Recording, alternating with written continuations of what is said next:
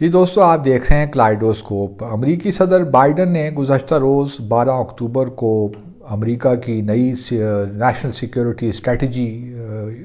کو شائع کیا، اس کو جاری کیا، اور یہ 48 صفحوں کا ڈاکومنٹ ہے۔ گو کہ اس میں کوئی بہت بڑی تبدیلی ہمیں نظر نہیں آتی پچھلی جو پریویس نیشنل سیکیورٹی اسٹریٹجی تھی، لیکن بہرحال اس میں کچھ 2-3 دلچسپ باتیں ہیں جو کہ میں نے کہا آپ کے ساتھ شیئر کر لوں۔ بنیادی طور پہ اس اسٹریٹجی کا جو پرپز ہے وہ یہ ہے کہ ہم نے جو اس وقت انٹرنیشنل آرڈر ہے، یہ ڈیموکریٹک ویلیوز ہیں، ان کو پریزرو کرنا ہے اور دنیا کو بتانا ہے کہ یہ ڈیموکریٹک سسٹم ہی ہے جو کہ ڈیلیور کر سکتا ہے، جو کہ دنیا کو غربت سے نکال سکتا ہے۔ جو بڑے بڑے چیلنجز ہیں، وہ گلوبل وارمنگ ہو یا فار ایگزامپل کووڈ-19 کا چیلنج ہو، ایپیڈیمکس ہوں، اسی حوالے سے ٹیررزم ہو، تو یہ اور اکنامک ڈیولپمنٹ ہو، یہ سارے وہ چیلنجز ہیں جو کہ ایک ڈیموکریٹک سسٹم زیادہ بہتر طریقے سے ڈیولپ کر سکتا ہے۔ تو ایک تو اس کا یہ پرپز ہے، اور اس پرپز کے لیے آبویسلی امریکہ جو ہے وہ تمام جتنے بھی اس کو وسائل اویلیبل ہیں وہ ان کو استعمال کرے گا، اور اس ضمن میں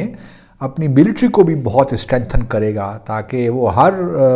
ڈائمنشن سے، ہر ایسپیکٹ سے جو دنیا بھر میں اس وقت نئے نئے چیلنجز آ رہے ہیں ان کا وہ مقابلہ کر سکے۔ اس ڈاکومنٹ نے بنیادی طور پہ چائنا کو اپنا حریف سمجھا گیا ہے، اور یہ کہا گیا ہے کہ ہم کوشش کریں گے کہ ہم چائنا کو آؤٹ کمپیٹ کریں،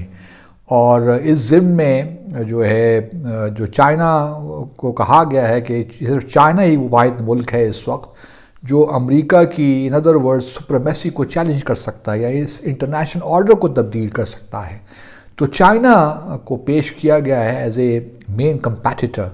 لیکن دوسری طرف روس کو، خاص طور پہ یوکرین کا کانفلکٹ کا بہت ذکر ہے اس ڈاکومنٹ میں، اس کو ایک ڈینجرس پاور قرار دے دیا گیا ہے۔ جہاں تک چین کا تعلق ہے، اس ڈاکومنٹ کا ماننا یہ ہے کہ چین کے ساتھ ہم بہت سی چیزوں پہ کوآپریٹ بھی کر رہے ہیں اور کر سکتے ہیں، اس کے ساتھ ایک کمپٹیشن تو ہے، لیکن اس کمپٹیشن میں بہت سی جگہوں پہ کنورجنس بھی ہے جہاں پہ ہم کوآپریٹ بھی کر سکتے ہیں۔ لیکن جہاں تک روس کا تعلق ہے اس کو ہم نے کنسٹرین کرنا ہے، اس کو ہم نے جو ایک ڈینجرس طاقت ہے، اور روس کے بارے میں بہرحال یہ اسٹریٹجی بڑی کلیئر ہے کہ ہم نے کس طرح روس کو یوکرین میں ڈیفیٹ کرنا ہے۔ تو یہ دو چیزیں ہیں جو کہ سامنے آئی ہیں، اور اس حوالے سے جو دو امپورٹنٹ ریجنز ہیں ان کا بار بار ذکر ہوا، ایک تو یورپ کا اور پھر دوسرا انڈو پیسیفک جو اس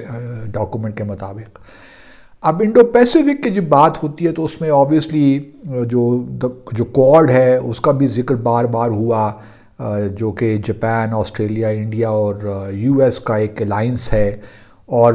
اس کے بعد پھر آسیان کا بھی ذکر ہوا کہ ہم نے کس طرح آسیان کنٹریز کے ساتھ مل کر جو چائنا کا تھریٹ ہے اس کو کس طرح ہم نے کاؤنٹر کرنا ہے۔ پھر بھارت کا بڑے اچھے الفاظ میں ذکر ہوا کہ بھارت دنیا کی سب سے بڑی ڈیموکریسی ہے، اور ہم بھارت کے ساتھ مل کر جو ہے آگے چلیں گے، اور ایشیا پیسیفک میں، انڈو پیسیفک میں جو بھی پرابلمز ہیں اس کو ہم کاؤنٹر کریں گے۔ پھر ITUT جو انڈیا،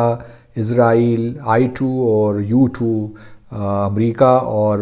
UAE، اس کا بھی ذکر ہے جو پچھلے سال، شاید اس سال اس کی پہلی میٹنگ ہوئی تھی، سمٹ میٹنگ۔ تو یہ اور پھر نیٹو، یورپ میں جو ہے وہ نیٹو کا ہے، نیٹو کے تھرو رشیا وغیرہ کے جو چیلنجز ہیں ان کو کیا جائے گا، اور انڈو پیسیفک میں کوڈ ہے، آسیان ہے، آکس ہے جو کہ آسٹریلیا، UK اور US کا ایک الائنس ہے، اس کے تحت، اور پھر ایشیا دوسرے اکنامک جو ہیں کوآپریٹو فریم ورکس ان کو بھی ایکٹیویٹ کیا جائے گا۔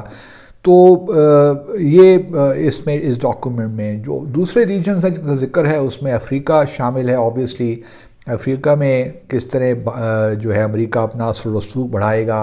اور وہاں پہ جو ڈیولپمنٹ کا کام ہے اس کو بھی تیز کرے گا۔ ساتھ ساتھ اس میں ویسٹرن ہیمسفیئر کا بھی ذکر ہے، اور پھر سینٹرل ایشیا کا بھی ذکر ہے کہ کس طرح وہاں بھی امریکہ کے لیے اپرچونٹیز ہیں۔ ذکر نہیں ہے تو ساؤتھ ایشیا کا نہیں ہے اور پاکستان کا نہیں ہے، مڈل ایسٹ کا بھی ذکر ہے کیونکہ 3 بنیادی خطرات جو ہیں امریکہ کو ہیں، وہ ایک تو رشیا، پھر چائنا تو لانگ ٹرم حریف ہے، اور پھر ایران کا بھی ذکر ہے۔ ایران، نارتھ کوریا، ان کے نیوکلیر ویپنز کے حوالے سے بات ہے، اور ایران کا جو مڈل ایسٹ میں ایک لحاظ سے ایک نیگیٹو پہلو ہے اس کا بھی ذکر ہے۔ یہ خوشائن بات ہے کہ اس ڈاکومنٹ کی حد تک ایٹ لیسٹ فلسطین کا ذکر ہے، اور 2 اسٹیٹ سلوشن کی بات بھی ہو رہی ہے، فلسطین کی ریاست کی بات بھی ہو رہی ہے کہ اس کا قیام بھی ضروری ہے، اور 1967 کے جو بارڈرز ہیں اس کے مطابق اگر ہو جائے تو بہت اچھا ہے اس ڈاکومنٹ کے مطابق۔ جہاں تک چین کا تعلق ہے، پھر دوبارہ کہہ دوں کہ چین کو شنگیانگ جو ہے، ویگر مسلمز کا ایشو جو ہے، اس کے ہیومن رائٹس کے بارے میں کرٹیسائز کیا گیا ہے، پھر تبت میں جو ہو رہا ہے بقول اس ڈاکومنٹ کے، اسی طرح ہانگ کانگ کی بات کی گئی ہے، اور پھر تائیوان کی بات بھی گئی ہے۔ اور یہ بھی خوشائن بات ہے کہ اس ڈاکومنٹ میں 1 چائنا پالیسی کو دہرایا گیا ہے کہ ہم ابھی بھی 1 چائنا پالیسی پہ یقین رکھتے ہیں، یعنی کہ تائیوان کی انڈیپینڈنس کی ہم بات نہیں کرتے، لیکن یہ جو ری یونیفیکیشن ہے یہ پیسفل ہونی چاہیے تائیوان اور میل اینڈ چائنا کے درمیان۔ لیکن ساتھ میں یہ بھی کہا گیا ہے کہ وہ تائیوان کے اس حق کو تسلیم کرتے ہیں کہ وہ اپنے آپ کو ڈیفینڈ کرے، اور وہ اس کی ہر قسم کی مدد بھی کریں گے تائیوان کی۔ تو یہ اوورآل ایسا ایک ڈاکومنٹ ہے جس میں کوئی نئی بات نہیں ہے، لیکن آبویسلی اس میں وہ باتیں دہرائی گئی ہیں، اور خاص طور پہ یوکرین اور رشیا کے معاملے میں، اور رشیا کو کرٹیسائز کیا گیا ہے کہ رشیا نے نیوکلیر ویپنز استعمال کرنے کا بھی دھمکی دی ہے، جو کہ بالکل ایک ایسی چیز ہے جس کو کبھی تسلیم نہیں کیا جا سکتا۔ اور اس حوالے سے جو نیٹو کو ہم نے زیادہ آگے لے کر چلنا ہے۔ افغانستان کا ذکر ہے اور طالبان کا بھی ذکر ہے۔ 2 دہشت گرد تنظیموں کا اس میں خاص طور پہ ذکر ہے، اور وہ القاعدہ ہے اور ISIS، اور یہ کہا گیا ہے کہ افغانستان میں ہم یہ انشور کریں گے کہ وہاں پہ دوبارہ وہ دہشت گردی کا ہیون نہ بنے۔ اس طرح سیریا ہے، وہاں بھی دہشت گردی نہیں ہونی چاہیے، یمن ہے، لیبنان ہے،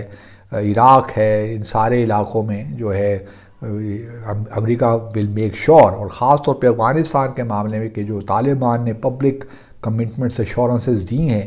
تو وہ اپنی ایشورنس کمٹمنٹس کو پورا کریں۔ ایک بات یہ معلوم بھی ہوتی ہے کہ طالبان کے ساتھ امریکہ بھی انگیج کرنا چاہتا ہے، اور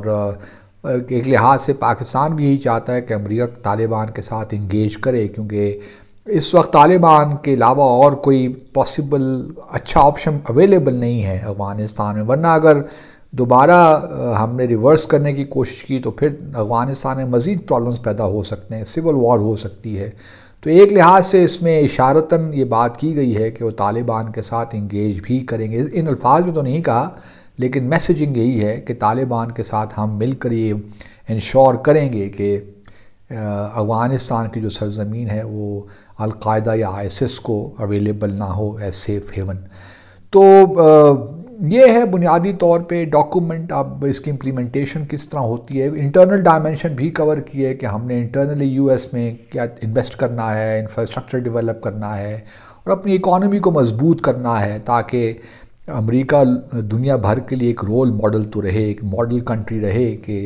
democracy is the solution to all our problems. یہ جو اتھارٹیرین ریجیمز ہیں، ڈیموکریٹک ریجیمز آٹوکریٹک ریجیمز، ان کے درمیان مقابلہ ہے، کیونکہ چین ان کے اس ڈاکومنٹ کے مطابق چین نے بھی بہت ترقی کی ہے، اور کچھ ممالک ایسے ہیں کہ چین کا ماڈل بھی وہ ایکسیپٹ کرنے کو تیار ہیں۔ اور اس ڈاکومنٹ میں یہ بھی تسلیم کیا گیا ہے کہ کچھ ممالک یہ نہیں چاہتے کہ وہ بلاک یا امریکی بلاک میں آ جائیں یا چین کے بلاک میں، تو وہ اس ڈاکومنٹ کو یہ احساس ہے، امریکہ کو یہ احساس ہے کہ ہم کسی ایک کنٹری کو پش نہیں کریں گے کہ کوئی بلاک پالیٹکس کی طرف ہم نہیں جا رہے، لیکن یہ ضرور ہے کہ ہم جو ڈیموکریٹک ویلیوز ہیں، democracy based international law rule ہونا چاہیے، سسٹم ہونا چاہیے۔ تو اب دیکھتے یہ ہیں کہ اس کی امپلیمنٹیشن کس طرح ہوتی ہے، لیکن ہمارے لیے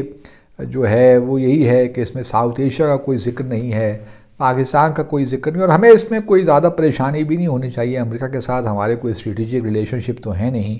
ایک ریلیشن شپ ہے ورکنگ ٹرانزیکشنل جو میوچولی بینیفیشل ہے ایک لحاظ سے، اس کو ہونا چاہیے. تو ہمیں اسی